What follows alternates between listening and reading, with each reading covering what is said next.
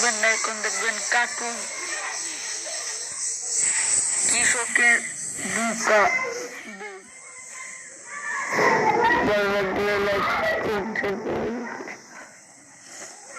অনেকদিন আগের কথা। একটা ছোট্ট গ্রামে মতি মিয়া নামে একজন দরিদ্র কৃষক বাস করত। তার নিজের কোনো জমি ছিল না। সে অন্যের জমিতে চাষ করে যা পেত তাই দিয়ে সংসার চালাতো।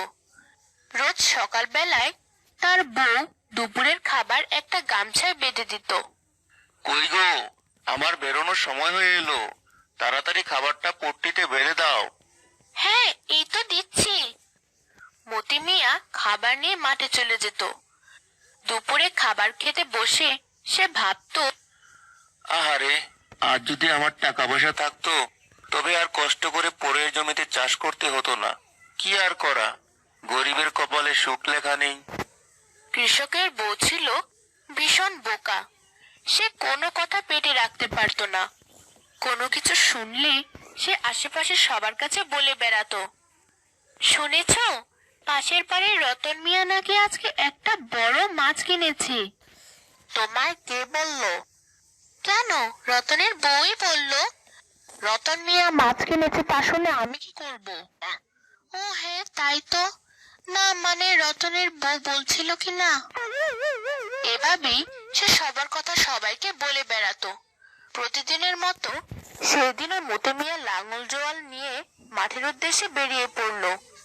সে যখন জমি চাষ করছিল তখন হঠাৎ করে একটা শব্দ শুনতে পেল। মতি বুঝতে পারলো কিছু একটার সাথে তার লাঙলের ফলা ধাক্কা খেয়েছে। এ কিসের শব্দ শুনতে পেলাম? নিশ্চয়ই এখানে কিছু একটা আছে। দেখি তো, জায়গাটা ভালো করে খুঁড়ে দেখি।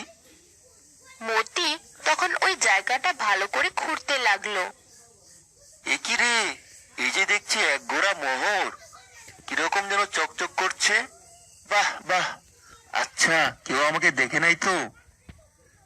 না না, এখানে তো কেউ নেই। এই সুযোগ, তাড়াতাড়ি ঘোড়া ভর্তি মোহরগুলো তুলে ফেলি।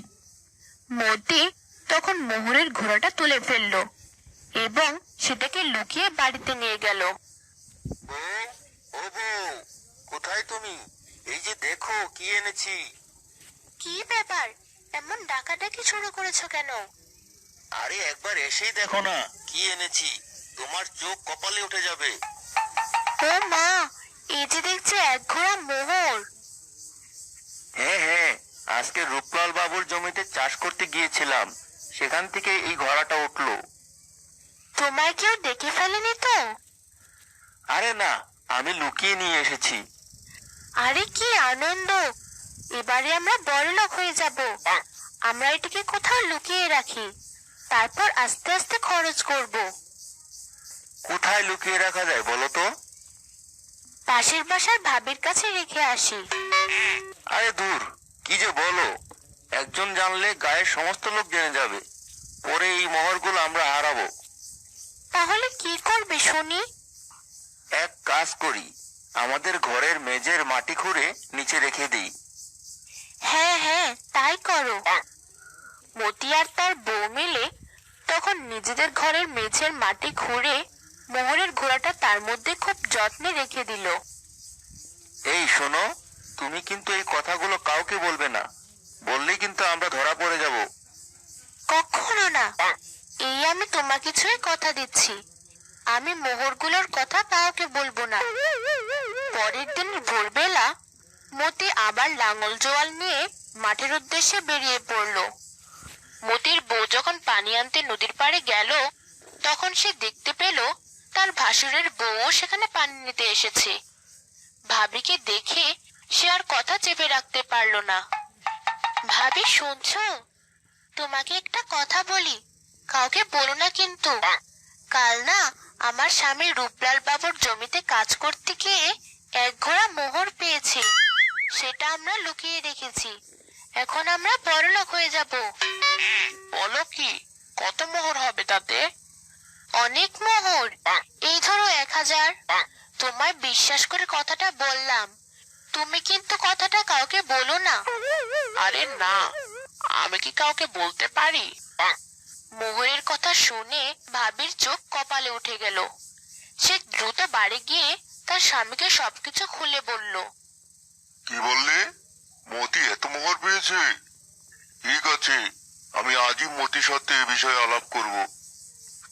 সেদিন সন্ধ্যায় মতি যখন বাড়ি ফিরে এলো, তার ভাই তখন মতির বাড়িতে এসে হাজির হলো। কিরে মতি, তুই নাকি শুনলাম রূপলাল বাবুর জমিতে এক গোড়া মোহর পেয়েছিস? তা বাবু পেয়েছিস, ভালো কথা। আমি তো তোর বড় ভাই, আমাকে কি জানাতে নেই? মতি তার বড় ভাইয়ের কথা শুনে অবাক হয়ে গেল, কিন্তু তার বুঝতে বাকি রইল না যে তার বউ গিয়ে ভাবির নিকট সবকিছু বলে দিয়েছে। সে খুব দ্রুত একটা বুদ্ধি আঁটলো। আরে ভাইজান, কে বলছে তোমাকে এসব? আমি যদি পাই তাহলে কি আর আজ আমার এই অবস্থা থাকে? আমি তো নিজেই এক খণ্ড জমি কিনে ফেলতাম। শোন মতি, আমার সাথে মিথ্যে বলিস না। এক কাজ কর, মোহরের ঘরাটা বের করে নিয়ে আয়। আমরা গুনে দেখি কত আছে তার মধ্যে। তারপর যা হয় দুই ভাই মিলে ভাগ করে নেব। এ তুমি কি বলছো ভাইজান? মোহর আমি কোথায় পাবো? দেখ মতি, তুই যদি আমায় ভাগ না দিস তবে আমি কোটালের কাছে গিয়ে নালিশ করব আর রূপলাল বাবুকে সব বলে দেব। তখন এক প্রতি মোহরও তোর ভাগ্যে জুটবে না। না, এভাবে ভাইজানকে বিশ্বাস করানো যাবে না। আচ্ছা, একটা বুদ্ধি করলে কেমন হয়? শোনো ভাইজান, তোমাকে একটা কথা বলি। কদিন ধরে না আমার বউয়ের মাথায় কেমন গন্ডগোল দেখা দিয়েছে। মাঝে মাঝে তাই উল্টাপাল্টা কথা বলে। সেদিন আমার কাছে এসে বলেছে তুমি নাকি কোথাও এক গোড়া মোহর পেয়েছো, আর আজ তোমাকে গিয়ে বলেছে একই কথা। আসলে আমার বউয়ের মাথা ঠিক নেই। না তো, আমি তো কোথাও মোহর পাইনি। তোকে এসে কথা বলেছে? হ্যাঁ, আমাকে এসে বললো তোমরা নাকি কোথাও এক কলসি মোহর পেয়েছো, আর সেটা তোমাদের ঘরের মেঝের মাটি খুঁড়ে লুকিয়ে রেখেছো। এবার আমি বুঝতে পেরেছি তোর বউয়ের নিশ্চয় মাথা একদম গেছে। তা না হলে আমি মোহর পেয়েছি আর সেটা ঘরের মেঝেতে মাটি করে লুকিয়ে রেখেছি, এই গল্প সে পাবে কোথায়? তুই ঠিকই বলেছিস, তোর বউয়ের মাথায় গন্ডগোল দেখা দিয়েছে। এতক্ষণে বুঝতে পারলে? আমি তো সেই কখন থেকে বলছিলাম আমি গরিব মানুষ, কোথায় পাবো? আচ্ছা ঠিক আছে, তাহলে আমি চলি। তোর বউকে সাবধানে রাখিস। ঠিক আছে ভাইজান। এভাবে মতির বউয়ের বোকামির জন্য মতির অর্জিত মোহর হারাতে বসেছিল, কিন্তু মতির বুদ্ধিতে তা বেঁচে গেল। এজন্যই কথায় বলে, বোকা বন্ধুর চেয়ে বুদ্ধিমান শত্রুও ভালো।